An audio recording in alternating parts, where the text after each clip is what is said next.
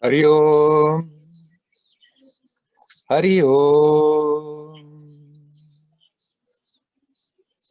Hari Om.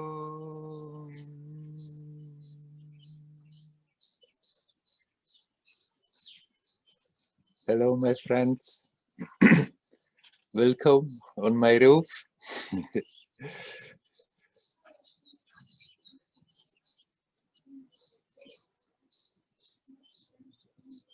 Here it's already heating up. We have 36, 37 centigrades, while you are still in winter over there, in Europe at least.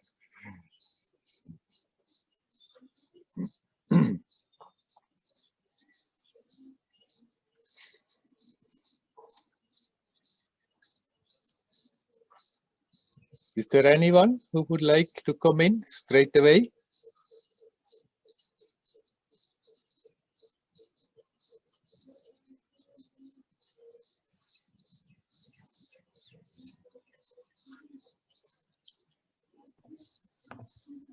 Good morning, Werner. Good morning, Klaus. I was wondering if you could help me to show some light on anger, or like because I feel like it's been very calm period the whole year, and then on Tuesday it felt like hell break loose.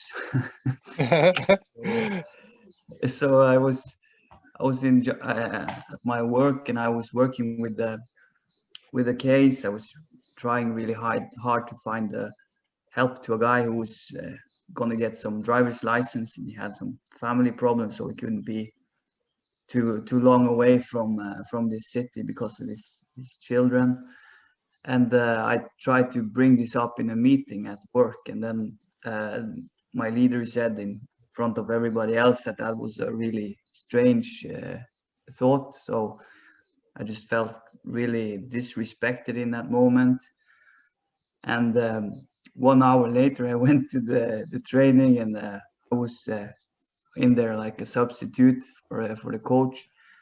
And that group was quite hostile. So I was reffing, and I reffed the wrong way. And then suddenly it was 3-4 people there standing and yelling at me and calling me idiot and stuff like that. So the Tuesday was a really bad day for me. And then it was like, it's been going in the system a bit since Tuesday. I haven't been able to release and let go of that feeling. Right.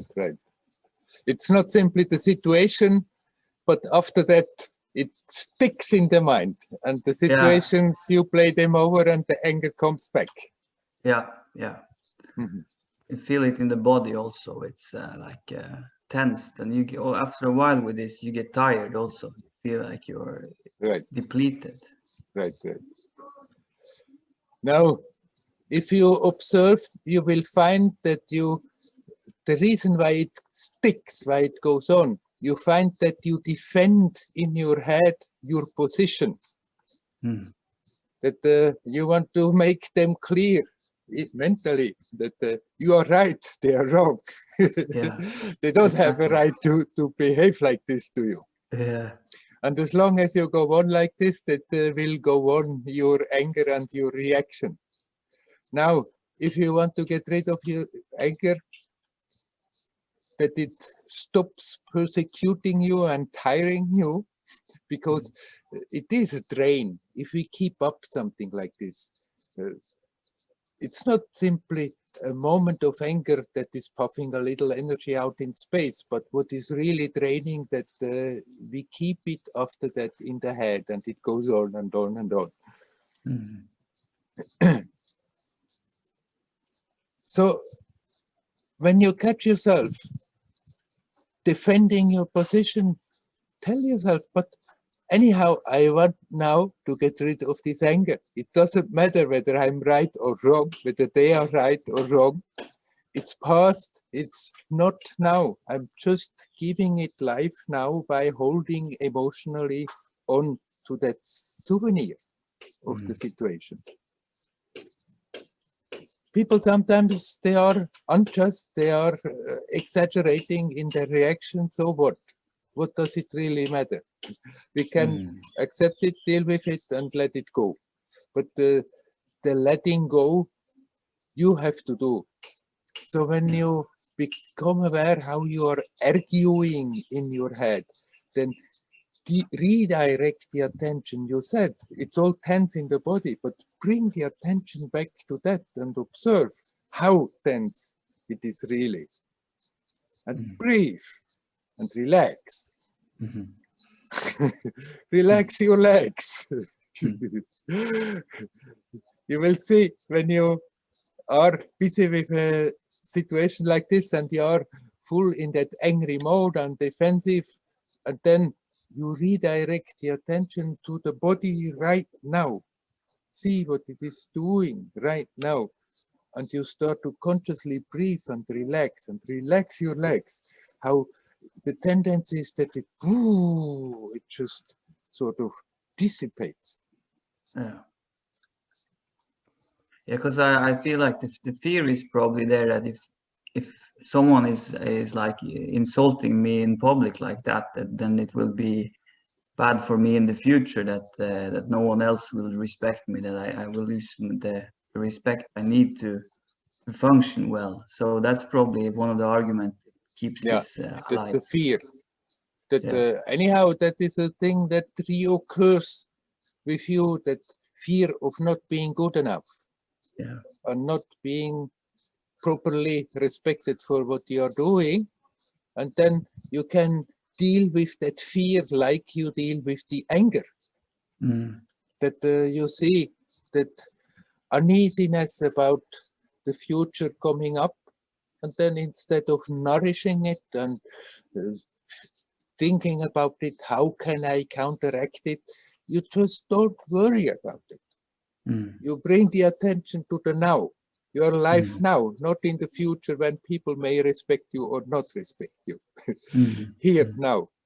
And then, like with the anger, you just watch what that fear, or even if it's not a big fear, an uneasiness about that, what it is doing to your experience right now.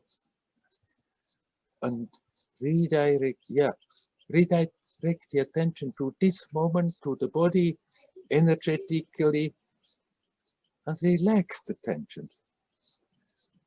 And if you come like this in future situations, unencumbered with the expectation that somebody will mistreat you or not respect you, but you just come fresh and happy with yourself, then most of the time it's not going to happen that people disrespect you. Or even if it happens, it doesn't matter much, because your well-being is not dependent what kind of feedback you are getting from them. The more you are free of that, actually, the easier people do give positive feedback. But it will always happen that you have negative feedback in between. But then you don't really worry much about. Or even if in the moment you are worrying, and after that you catch yourself that you keep the worry up, and then at that moment at least you can say, hey, come on, that was the past, that was a situation, so what? But now, what is it doing to me now? Watch the body, watch the energies, and relax.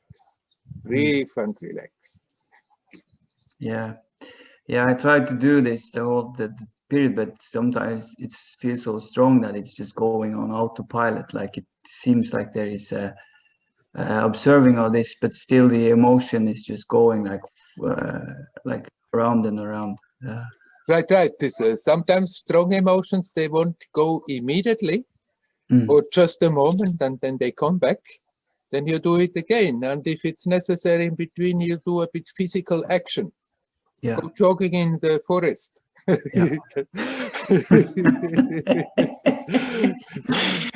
Yeah, it's like a training camp. Yes, that's what this whole world is about. Yeah, it's not a holiday place. There are, I'm sure there are many holiday places where consciousness is just enjoying, but not here. We are here in a working camp. This world, is constructed in such a way that we face continuously challenges. And somehow we have to learn not to resist the fact that we face challenges all the time, and then we can take them more and more playful. Okay, there it goes again. Okay, we deal with it and we let it go. It's the very first not resisting, and then after that the letting go, which is extremely important. And even if it's not going immediately, but after that, like now, you think about last Tuesday, but now it's time to let the Tuesday go. We are Saturday. And thinking about the next week, how maybe they are not going to respect you anymore, then the next week doesn't exist except in the mind as an expectation. You are here now, alive, conscious. Come back to that and let go. Sometimes the emotions are too strong that it immediately goes, but it starts to make a difference the moment you observe like this. And equally much important, like observing, relax. Relax. Relax physically again and again. Relax your legs. Relax the rest of the body. And the more you do it, you see how the emotions don't have a ground to get rooted. We somehow give them the ground by being all tense. And the more you relax, the less they can hook in. They come a moment, but then they go again. Yeah. Yeah, I started to do the 5 Tibetan rites in the morning and the evening, just to I don't know what they will do for me, but I think it's good just to be physically active and have that quality of physical training during the day. Right, right. And can you go out, walk in nature? Yeah. Right. Do that also if you have the time. Yeah. Connect with the trees. They are so wonderful. Yeah, it's true. They help us calming down the mind. Yeah. I'll go in our forests here. Small pine tree forests around here, so it's beautiful. Yeah. Okay, thank you. Anyhow, whenever we go through a story like this, then somehow we have to have again the possibility, have again the challenge, and we come out stronger for it. Especially if you go about it consciously. If we go unconsciously and being pushed simply by the surroundings, it's a very painful process, but even that is making you stronger. Yeah. It's like also that between being conscious and sometimes I feel like I just have to do something else, like maybe watch some TV or do something like that, just to because I can't consciously watch it because it's too heavy at the moment. So I just need to do something completely different sometimes. Yeah, there's absolutely nothing wrong with that. Take a break that cuts also a bit the circle, but then it's bound after the movie, it's waiting there and coming back. Yeah, it is. Right, and there you work again on it. Yeah. But you have the right to take breaks. Yeah, it's like periodization.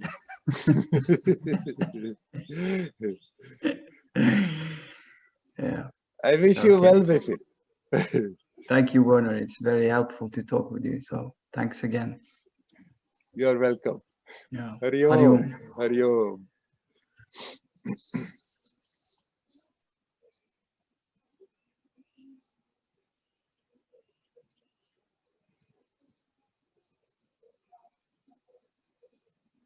Is there anybody else who would like to come in?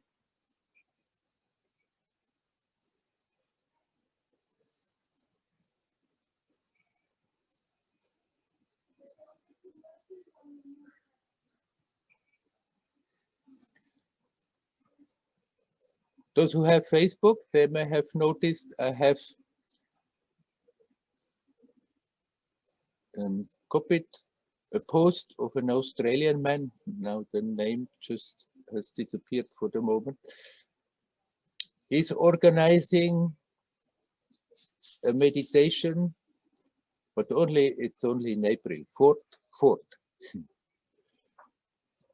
And the time will be given later.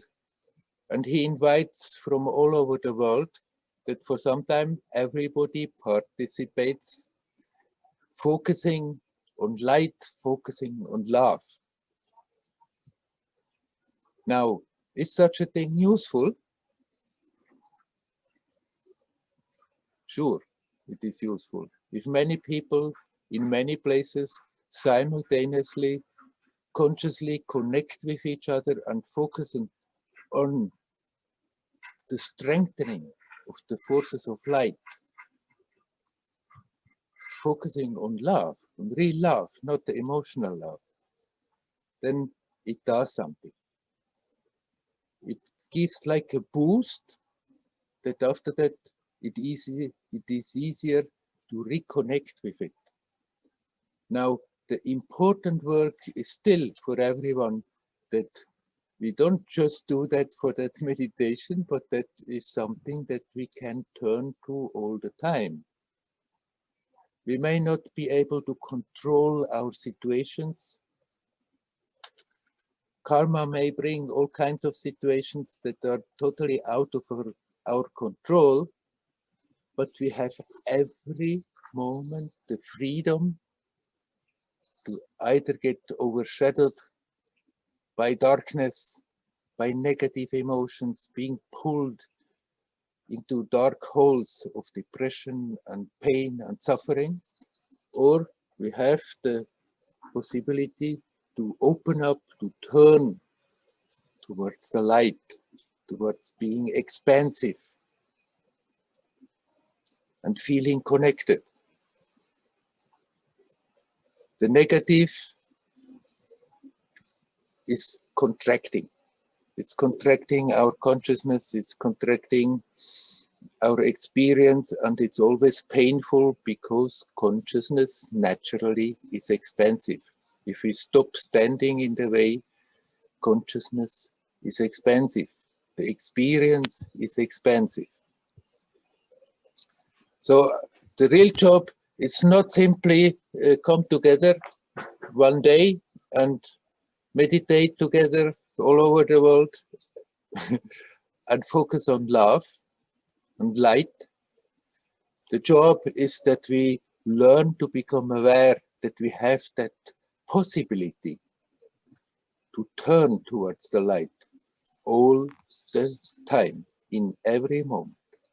How much we are from moment to moment successful, that may already be again out of our hands, because so many influences may be overwhelmingly there, but the attempt we can make, and that is the more important job.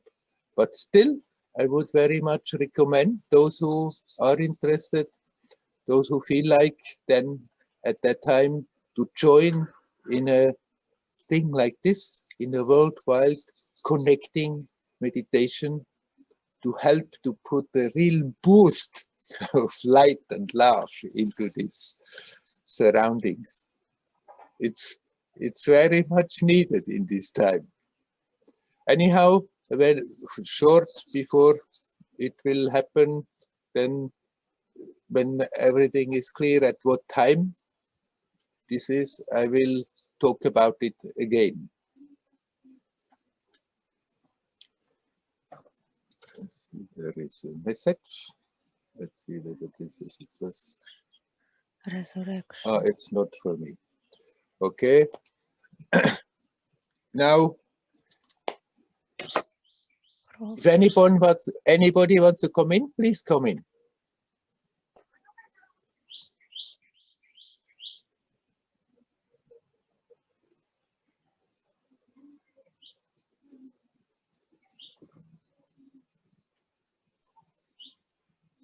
Hello, Werner.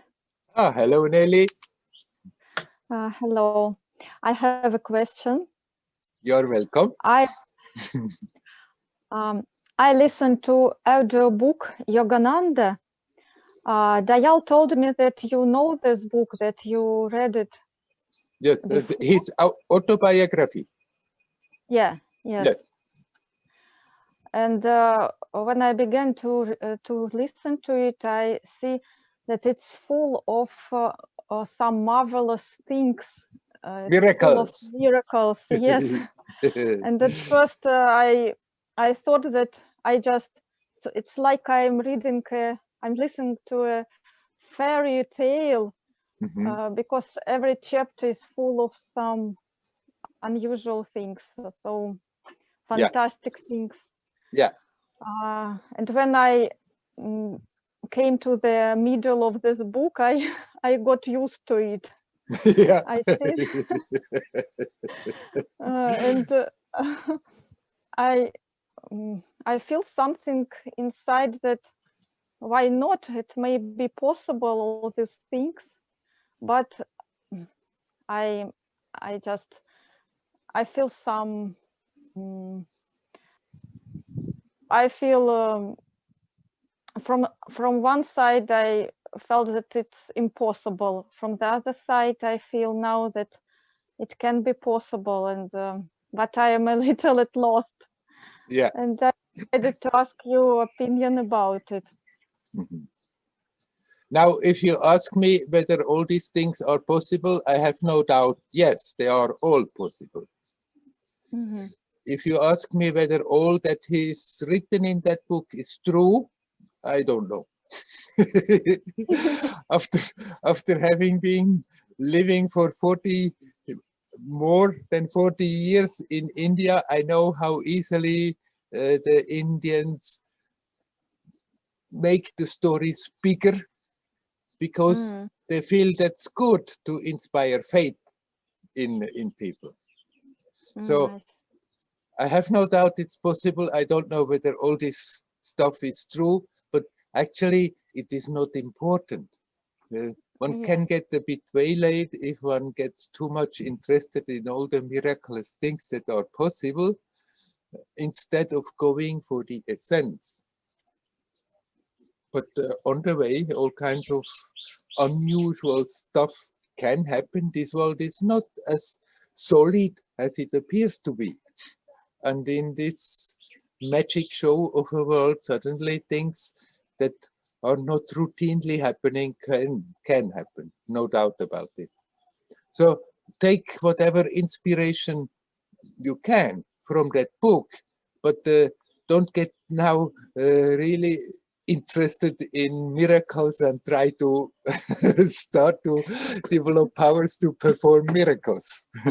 We have better things to do. You know, Yogananda, he came also in a time this whole thing was still very new in the West. And then he decided that he's pushing a bit very much these stories, because of course like this you catch the attention of the people. And if he has inspired in that way people to start to do his Kriya Yoga, then that has done its purpose. I see. Yes, okay, I understand. Yeah. Jesus did a lot of stuff, and then people were making a big fuss about it, and he said, well, it's no big deal. You all will do things like this and bigger than that.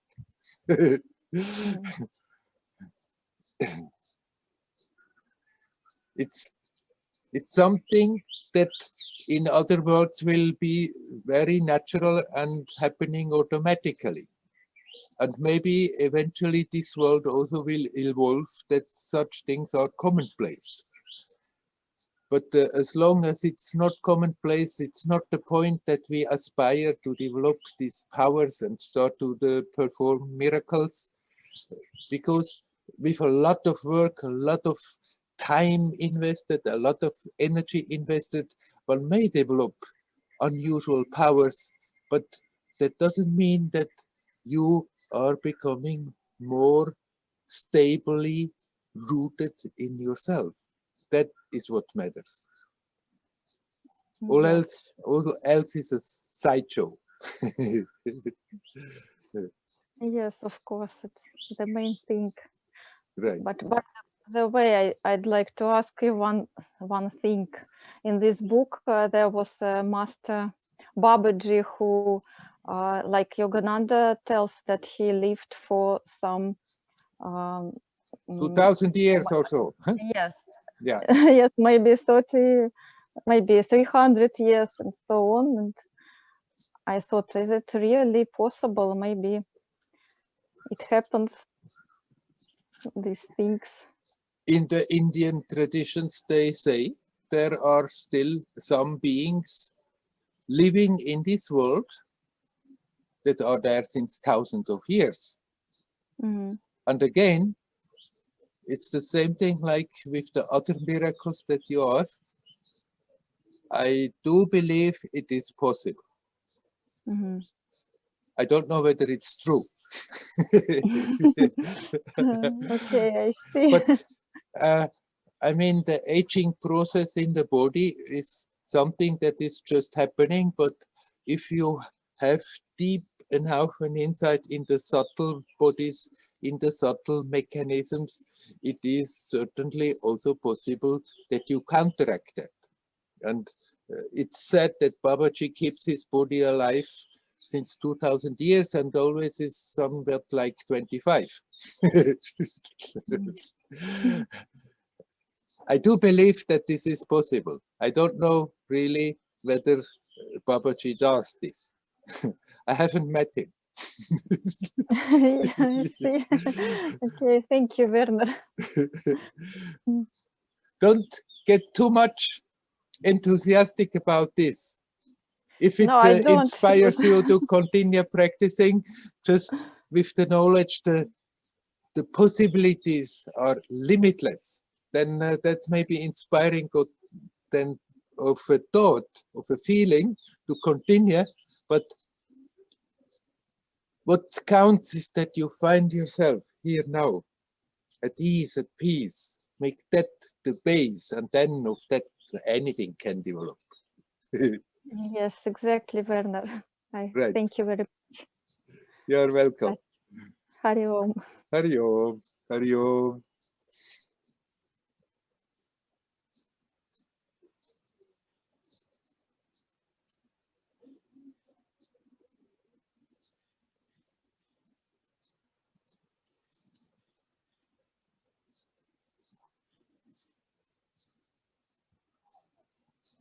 Is there anybody who would like to come?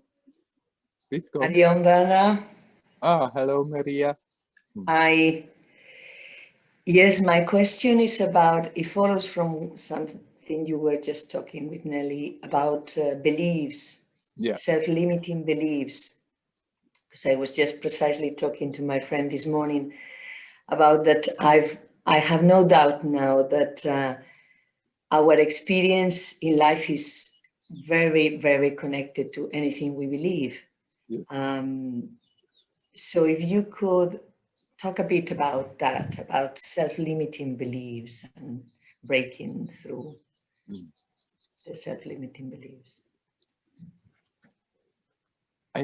Our whole experience as a person, as a body, within a material world is totally based on belief that comes out of memory, out of past experience, and we totally, without question, believe it is like this, so then it is like this. The experience is like this. If we stop reinforcing that thought consciously and unconsciously all the time, then this whole reality as we know it may start to fall apart a bit. And it's not only our personal belief, like when we dream, then we may create totally our own personal universe with all the other players there, and it comes all out of our own one belief. But then there are power nexuses which you can also visit in a dream, but which we are visiting here, and then so many consciousness are there, believing in the reality of this world, and then the world appears materially, solid, real like this. And of course, the whole consciousness of humanity, we are anyhow connected to everything, but we are specially connected to the consciousness of humanity as long as we are in a human form here. And that's a formidable thing. And the whole consciousness is reinforcing that belief, how this world is, how it exists, how it functions, that it's quite a job not to get sucked into that belief. Now, we can also leave that reality for the time being. Okay, it exists, but then within that reality, we create all our personal beliefs that shape our life, that shape our destiny, that stuff that we have somehow ingrained when we were little kids without knowing, and after that not knowing that we're still carrying that with us, may totally handicap us so many times in certain situations where we have the possibility to make a step, to open up new possibilities, and we don't, because an old belief system is simply, as soon as the possibility is there, puts a breaker. Now, there's no other way than becoming self-aware. and more we become aware. What kind of patterns are there that we are carrying along, that we didn't know that they are there? And once we become aware that they are there, we can learn to not reinforce them and gradually, rather, working on them to remove them if they are handicaps, if they are disturbing. Some beliefs you will still hold just to somehow function sanely on this level. Nothing wrong with that. We can go for the play knowing, okay, it's a play, and we can contribute to the reality of it, knowing it's temporary, it's momentary, but then that which holds us back, that which is contracting consciousness, those beliefs, when we become aware of it, we can start to really consciously work on them to let them go. Now, how are we doing that? In the more new agey way, you start to contradict them. You start to make affirmations to the contrary. You are aware you have a certain tendency in this direction and it's hurting, then you start to make affirmations in the other direction. You can do that, it does something, but if you don't feel like doing that kind of stuff, then just becoming aware of a tendency that always pulls us down an alley, which invariably results again in pain, results again in suffering, results in contracting our experience. There we can start to decide, no, I'm not going down that alley. And even if it still pulls you, you are aware what is happening, you are aware now how it's affecting your experience, and you can work on it of letting it go. Strong stuff may take some time, that we have to go into similar things again and again, but if we go about it patiently with intent, with intention to get rid of it, then even the strongest stuff can be removed in time. Yes, one thing, as you talk about this, what comes up is that last week I was very aware one of the days when I started the day without any particular pressure of finishing any task at any point and so on. And there was a sense of like expansion, limitlessness, and so on at the beginning when I started my work. And then I realized that there was this feeling of expecting something going wrong. Mm. it was like, it's too good to be true. Right. You know, these two kind of, I've become very aware lately that when I get to a very good space, there is a point where there is too good to be true. Something is going to go wrong now. Right. It's strange. It would be most natural to be happy. It's natural to be happy. And yet we have ingrained that strange thing that somehow if you are happy, you have to have a bad conscience about it. How can you just be happy? If you see all the other people not being happy around, how can you just be happy? You have to be solidary and be in pain and suffer with them. It's a strange thing that somehow society pushes us to believe, although nobody is really aware that we are thinking and feeling like this. But I remember how I had to somehow convince myself that it's perfectly all right to be happy. And there's absolutely nothing wrong. And then these things happen, as you say, that if everything goes right, there is the total expectation that cannot be like this. Now, something is going to happen, and of course, by thinking like this, you put the invitation out. That the more one believes that, the more the invitation is there. Please come and create a catastrophe. So when you become aware of those thoughts there, you can work on it. You can first you tell yourself on the intellectual level, no, I don't need to think like this anymore. But then along with the thoughts, there is also an emotion. There is an energetic current, and you can become aware what that energetic current is doing to your experience right now in your body. When the feeling comes now, something has to go wrong again, already we start to tense up somehow, somewhere. And that we learn then to relax that, to let go of that.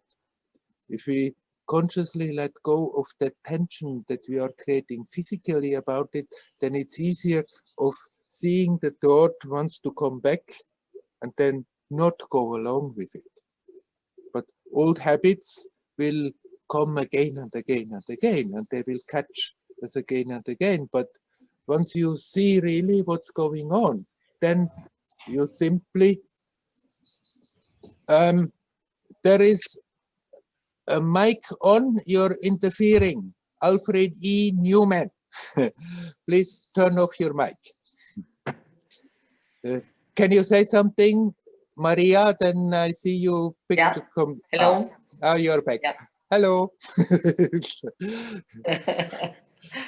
Anyhow, then when you let go of those tensions that this energy is creating in the body, then you can see easier the thought coming back and trying to recreate that tension.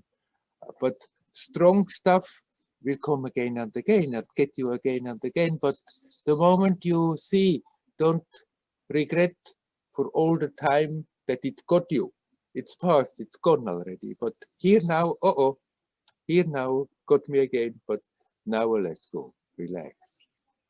If you do that consequently, then old belief systems gradually become weaker and finally they lose totally their power.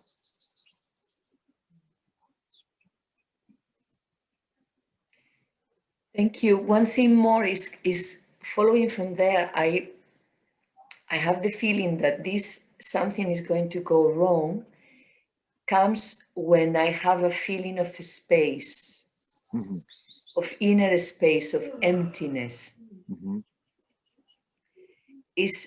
I have the feeling that somehow that feeling of emptiness, I'm not familiar, there is a reaction, a negative reaction to that. Yes. Yes, it's the same chapter as before. like before you said, when everything goes nicely, beautiful, then it's expansive, and then that expectation comes. And when you say you feel that inner space and emptiness, then there is also peace with it. And there, along with that, comes also that expansion. And again, that old saboteur comes back and says, oh, but it cannot be so simple like that. Hey, wait a minute. We need fireworks. It's also the old personality that is in charge doesn't want to give up. Somehow underneath there is also that fear. If I just let go, if I just dive in that emptiness, what's left? And it's the fear of annihilation that is also at the base of it. And so there comes a block, and there comes something that an expectation, something bad is going to happen, or then just comes fear of, right, what is there? If there is nothing there, then what? Yes. Yeah. Right. And then you can work on that fear. Let the fear come. Don't fight it. See the fear that is there, which in a way is fear of death, fear of annihilation. And then when you let the fear come up and see how it's manifesting, then you can also let go of that again. And see, eventually you become aware there is absolutely nothing to be afraid of. There is absolutely no need of inviting any bad thing to happen. It's your full birthright. It's your true nature to dive into that emptiness that is simultaneously also fullness, that is beauty and joy and love and expansion. You have the right for that. Everybody has the right for that. We can very well stop handicapping ourselves all the time.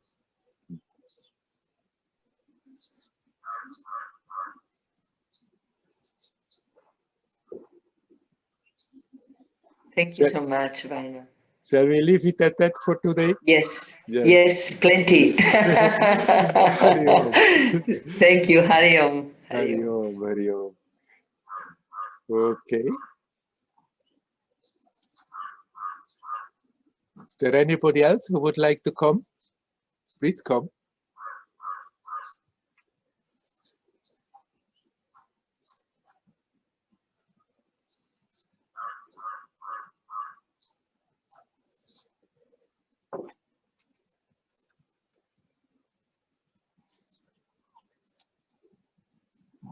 Okay. 36 we are. Nobody has a question? Nobody wants to say something? Oh,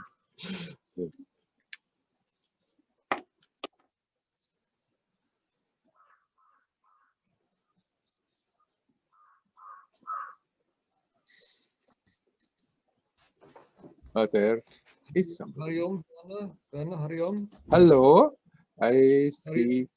Yeah, I see you small somehow. Ah, hello, Carl. Somehow yes, you should become big now. So far you didn't get. Yes, I can. Ah, there you are. Now I see you full screen. Yeah. Okay, I can see you. Yeah, I can't see my own picture, but it doesn't matter. So that's fine. So Werner, I want to ask you regarding my meditation practice. You know, every morning I sit for meditation, and then I do some pranayama, and then I sit some more for meditation. Yeah. That's usually how I do it these days. So what happens after the pranayama? The mind becomes even more quiet. Yeah, it really quietens down. But then quite regularly I come into a sphere, and I can't say anymore if it's just very quiet or if I'm actually dropping off into sleep. If I'm just sometimes my head also kind of drops, or kind of I can feel the body kind of reluctant, almost kind of dropping a bit. Yeah. Anything you can give me an advice as what to do? Is this a good thing happening or not so good, or is something I can do within that? Right. Can I ask you, in your meditation, what kind of meditation are you doing? Actually, these days I'm using mainly japa. Yeah, I see. And then after the pranayamas and it's getting very quiet, you still use the mantra. Yes, but then when I come into this sphere, because into this sphere, Yeah. then I lose the mantra. Yeah. You know, because then I'm kind of, it either gets so quiet, or I'm dropping off. I can't say, but then the mantra is gone in that moment, and then at a certain point, when I'm kind of coming a bit more to the surface, so to say, then I can pick up the mantra again. Right. Anyhow, it's also fine that you are not going on and on and on with your mantra, that you just keep quiet as good as you can. But it is then very well, once one is a bit used to meditation, then it becomes quite a pleasant place, a pleasant space there. And in that pleasant space, we can a bit, instead of being more expensive, somehow shut down a bit. And then eventually we fall asleep also. So find a way to wake you up again. Doesn't matter if after that the thoughts come back for a moment, but maybe they don't. But one method, one possibility is that you put your attention on your body, and then you just breathe out and breathe out and breathe out. And when you cannot more breathe out, you still continue breathing out. And then you can't anymore, and you still breathe out a bit more. and hold it out for some time, and then don't gasp for air, but slowly breathe in again. It somehow vitalizes your body and your subtle bodies, that you are alert again. That you, I mean, it's good that you are in that peace, that you can be in that thoughtless space, but there keep that awakeness, keep that alertness. And then if it's getting too much, then there's nothing wrong. You just get up, walk a bit around and sit again.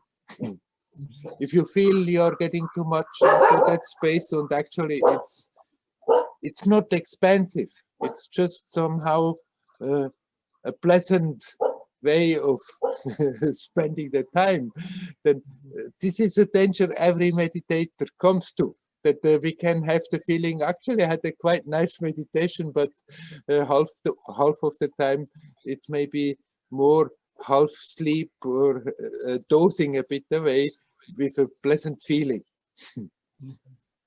So are you saying this experience, the way I'm describing it, is basically dropping off into sleep?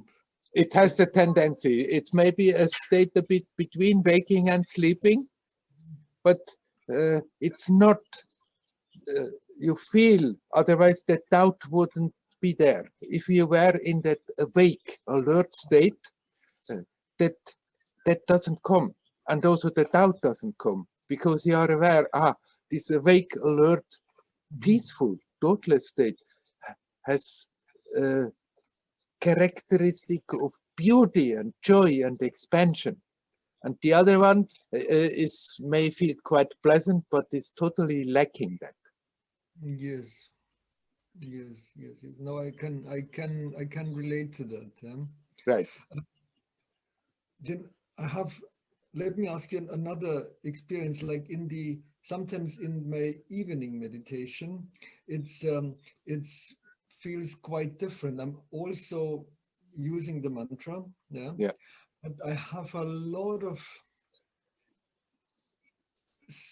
subtle thoughts. Of course, the mind always has a tendency to produce a multitude of thoughts. Yeah? Right, right. Even the kind of mantra, it's quite an effort to kind of keep the mantra going, and at the same time, in the background, I have a lot of these sort of small, subtle millions or myriads of thoughts going on. Yeah? Right, right. It's quite different. Say that's different from, say, in the morning. So the morning, the early meditation feels quite different from the evening meditation. It's not always the case, but I noticed a few times that what I'm sometimes experiencing in the evening, that doesn't happen in the morning in that way. Yeah, yeah. The influences in the morning there are from you also, and also from the surrounding, from the world.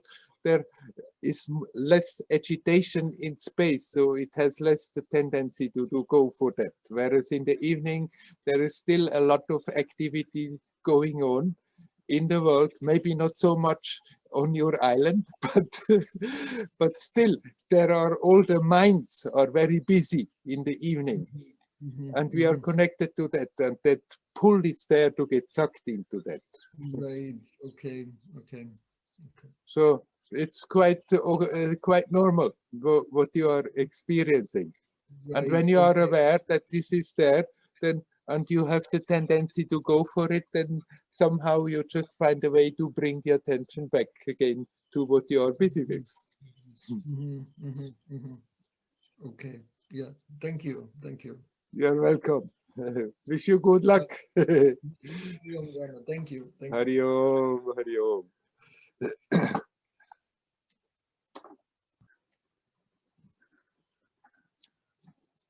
Okay, is there anybody else who would like to come?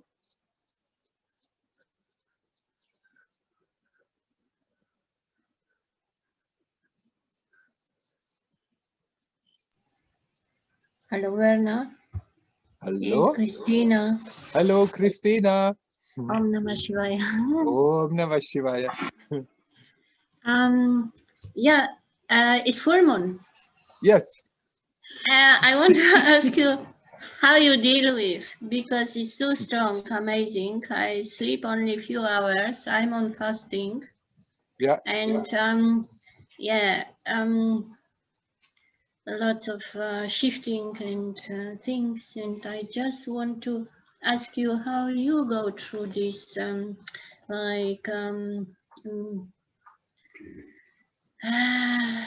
these universal things that is whole in us and around us. You can name or precise this, but especially in this time, it's lots of shifting going on. I just want to know how you deal with. You center and relax.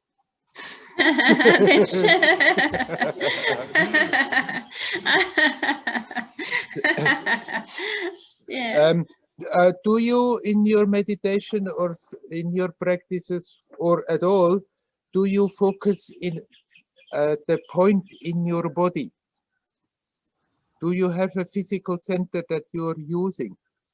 My heart is always the center. That is the knowing, not knowing. That is just being, right. And that's the heart center. Good. Yeah. Then use that this comes naturally. That make this in your center on this physical level, also in the body. Focus your attention there, and then relax. And the more you are centering and relaxing, the more the things simply go through you. And you're right, it's a wild time right now. It's a lot is going on, negative and positive. But eventually the light forces will take over. But whether this struggle goes long and painful or swift depends how many people there are tuning in into a positive way or not. And what we can do is not to get not to get thrown out of our balance. And the easiest way of not to get thrown out of that balance, you remind yourself to center and relax. Yes. Physically focus on that point, physically relax. Automatically, it helps you to center on all the subtler levels also. Mm. And then Yes. Yes. And then the full moon, and then the full moon comes and goes. And they come and goes. And then you enjoy the energy of it. Yes, yes. I'm very sensitive to this shifting because this energy change, and I'm very, very into it. Right. But what I realized that drops so many things that is like releasing, that's very great peace. Like it's like will be nothing going on outside. No fear, nothing. Like I can't believe it. Like I live in Wonderland. That's it. Like anything happen. That is so emptiness. Yeah. But this beautiful feeling. There's few hours sleep doesn't bother me because I'm okay in the day. I'm not tired. And yeah, the fasting is natural for me when the right time comes. Mm-hmm. And yeah, I just wonder how you sleep when is this shifting going on, and you know, because you are in this body too. Yes, well, don't imitate my sleeping thing. I'm a bit crazy about that. Yes. Not sleeping much and very irregular, so don't take that as an example. But along with the increasing sensitivity, you make sure that you also become stronger, because otherwise the increasing sensitivity becomes a problem. Yes. And you become stronger by being capable, no matter what is happening, that you remain centered. Yes. It's like everything is turning around, and in the center there it's always quiet. Yes. And so make a point in physically centering and relaxing. Whatever happens, whatever comes, it gives you such a stability, and then even if you get sensitiver and more sensitive, then your strength to deal with it is also parallel increasing. Mm-hmm. Because if we don't do that, then somehow we can at the end just not more be able to take it. Mm-hmm. Especially if you're fasting, that's also increasing the sensitivity. Yes. So don't overdo it, huh? No, I always listen to my body. That comes automatically. Okay. That was a period of time that I wake up at morning and I couldn't sleep, couldn't eat. And I just follow this. And Uli said, you make me scared. I don't know what to do. You don't talk to me. You don't do it. And I couldn't say word. As whatever comes through me, that is for me even think that I'm not wonder anymore. Right. So remind yourself this simple thing: center, relax. Center. That's relax. Yes. Relax. The heart center lately was so painful. Yeah. They give me lots of physical pain that was so strong. Yeah. And now release again and release and lots of releasing through physical body. That's not only our energy and so, but our physical body go through too. Yes. Is changing. So it makes it much easier if you make a point. Relax. Yeah. Relax. That's yes. And if you want, you can add a third point, that you consciously breathe at the same time. Yes. Center, breathe, relax. It's the magic formula. Yes, yes, yes. And you know, last time that I talked to you, because I said I'm nothing, and you said, no, you're not. You think. And then I remember the meditation that was in Australia years ago, and suddenly I become no think. That's Yes. I compared to drop of water. The body disappeared, and but awareness was there. But was beautiful thing to experience. The body was gone, no pain, no feelings, nothing. And so this is what you said. You think, and that's I have to remember this situation. I am think. That is nothing. You are not nothing, but you are not a thing. I will never forget this, because that's come in me so strongly that I always come back to this no thing. Yes. Also, wonderful. Thank you. Good. Great. Hari Om. Hari Om. Hari Om. Hari Om.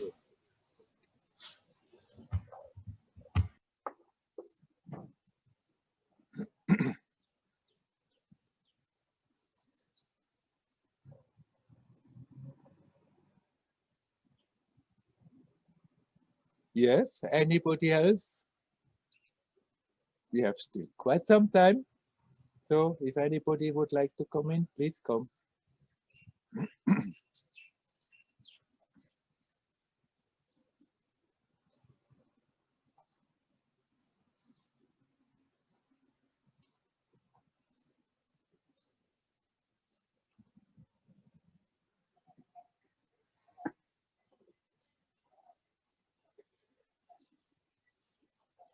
What we have been talking about is something that comes up again and again, that people on the spiritual path experience that they are becoming more and more sensitive.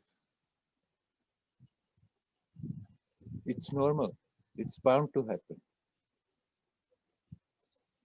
But then we have to be careful that in our mind we don't think, I'm so sensitive, and then stop connecting, stop going out, feeling overwhelmed by whatever is happening, and somehow translate it for ourselves. That's a sign for my spiritual development, for my spiritual advancement.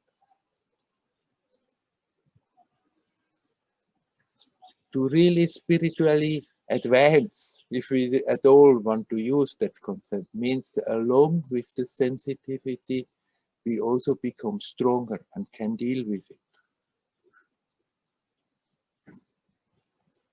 And what I just told to Christina, this is a very simple way of making sure that that strength is increasing. After all, what does it mean to be strong in a situation when there is, let's say we are in a situation, there's a lot of emotion, we are in the midst of a wash of anger, many people are there, and then if we can at the same time there remain calm, that is power, that is strength.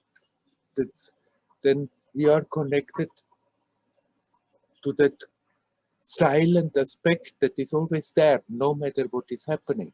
So the better we can do that, no matter what is happening, the more is that is the increase of our strength. And so it's good, no matter how sensitive one is getting, that along with that sensitivity, we somehow find a way to increase the strength to deal with it, and then it's something beautiful, that increased sensitivity.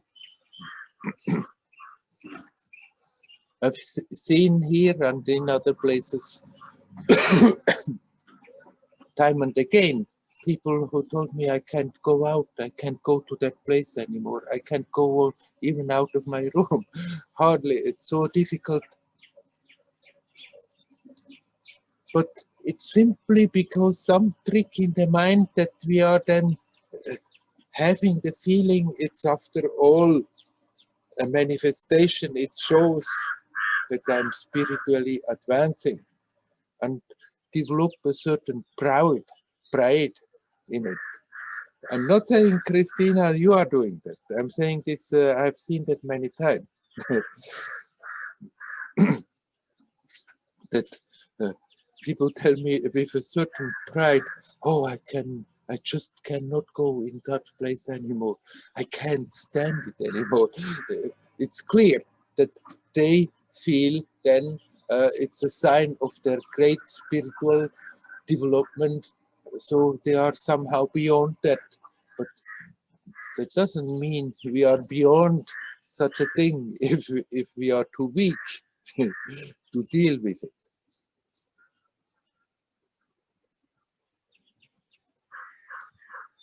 It's good to become stronger and stronger, and then the sensitivity comes by itself. But some people have a natural talent to be very sensitive for subtle energies, for so many subtle things that can happen. Some people are more talented in that than others, but especially those people need to make a real point of learning to center, because there is always that aspect in us, in everyone, that is absolutely not touched by anything that is happening. Completely unconcerned, unattached. At the same time, totally aware, eagerly in a way experiencing, getting rich for the experience, but at the same time, unmovable, unchangeable, unconcerned, unattached. It's always there. And along with the sensitivity that is getting subtler and subtler, we have to learn to connect consciously with that silent, unmovable point in us, and then nothing can go wrong.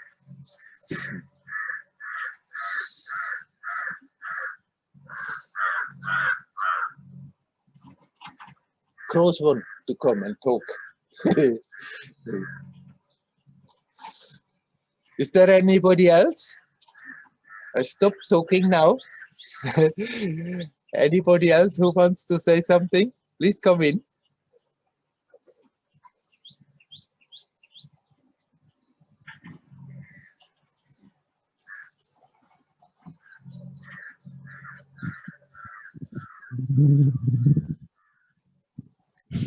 Hello, Tina. Hello, Werner. I'm sitting here in the sun. Oh, really you're nice. having sun? It's Yeah. getting warmer in Denmark? It is.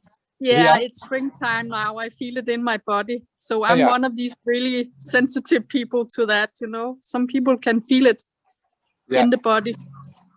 Yeah. And actually, I have a question about my daughter, because right now it's lockdown and she's with me when she's getting tuition.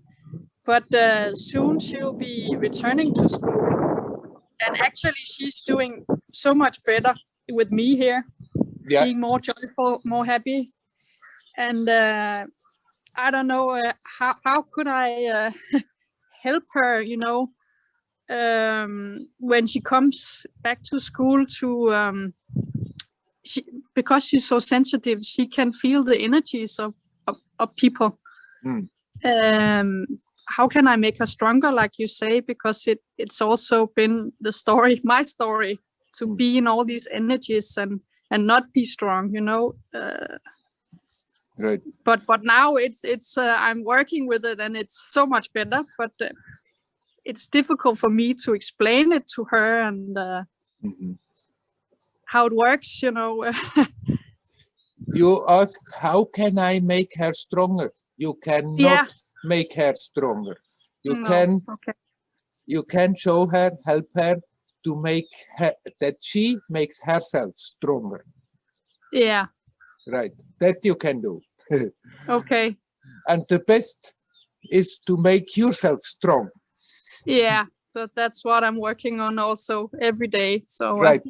The stronger you are, the more it's inspiring your daughter. Okay. But I mean, is she open to listen what we have been talking just before? I mean, I talk a lot about energies, and she's not really into that. She doesn't really like it at all. Right. She doesn't want to listen so much, but she is also feeling that a lot of what I say is true. Right. So she cannot say, well, it's not right, but it's difficult. I don't know how to explain it. Is she scared on going back to school? She doesn't want to, because she feels that she is more safe here, you know? Right.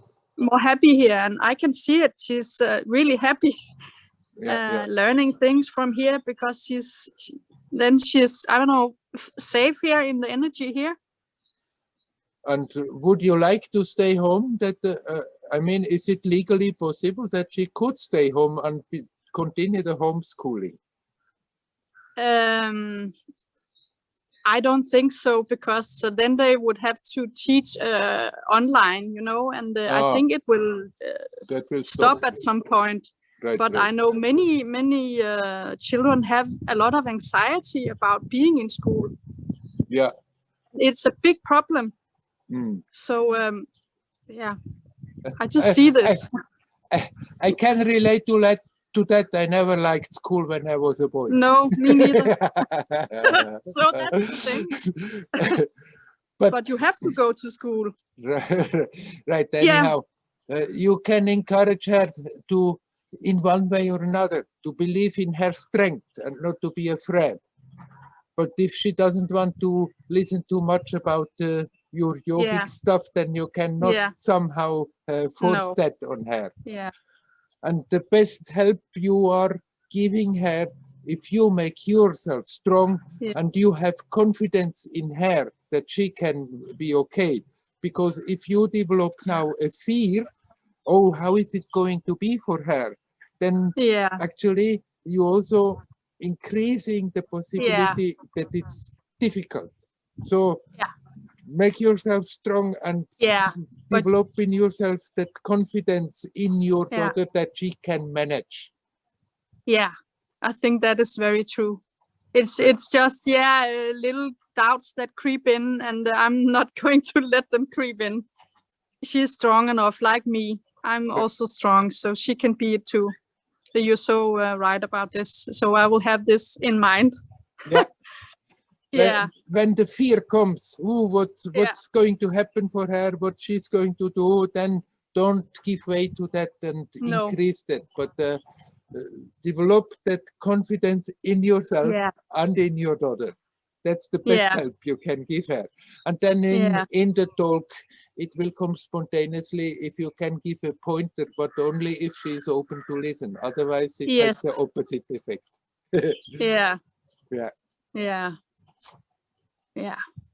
But it's just because of my own story. You know, you've had the same story in school, and now you see your own child having the same story. Yeah. So, but I don't want to connect my own with hers. It doesn't have to be the same, you know. So at all, I cannot make this. So the parents, so many times they want to spare the children experiences they have made, and sometimes rarely it can be done. But then after that, the children have to have their own experience. Yeah. Right. Thank you for saying that. As a rule of thumb, you help anybody, especially somebody is close, and parent-children, they have a very close energetic connection, whether they get along well or not. That close connection is there. It's simply there. And the best you can do for somebody who is close to you, energetically closely connected, is really be strong in yourself and learn to develop confidence in them. That helps them to develop self-confidence. And that is the key to moving in the world. Thank you very much, Werner. That really shifted something in me. So, very nice. Good. Thank you very much. You're welcome. Bye. Om Namah Shivaya. Om Namah Shivaya.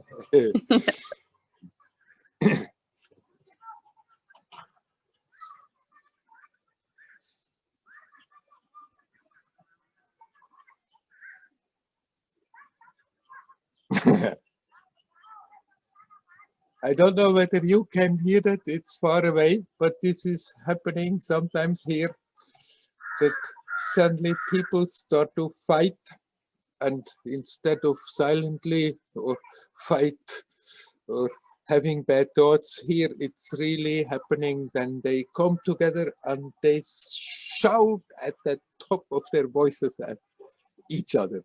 And usually when two start like this, after that from all the sides, others come and join, and they shout for some time at the top of their voices, all at the same time, most probably repeating the same stuff over and over. And it's just over there starting to happen. I don't know if it's loud enough that you can hear it in the microphone here. So we have all these angry energies here also at Arunachala. Wherever you are, it is happening. It's intensely positive right now, but it's also intensely negative. It's intense. It's just an intense time. And there we are best advised to connect with that silent part that is always there, however crazy it goes on. Become like a rock, become like Arunachala. Arunachala, he simply sits there, no matter how crazy people are, no matter what noise is there, no matter what pollution is there, no matter the nervousness,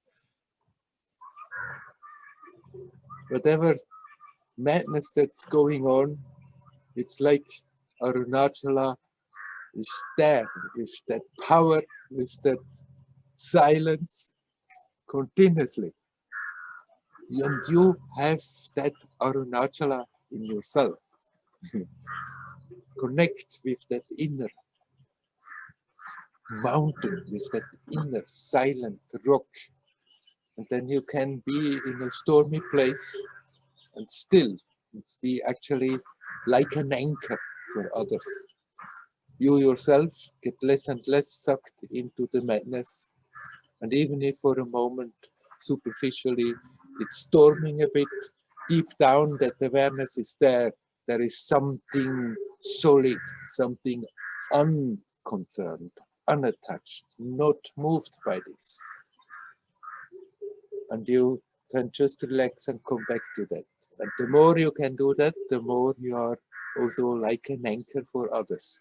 That people feel inspired and get in their turn more and more open to connect with that silent part. For it's there in everybody. It's not for some privileged few. It's the true nature. It's at the base of everybody and everything.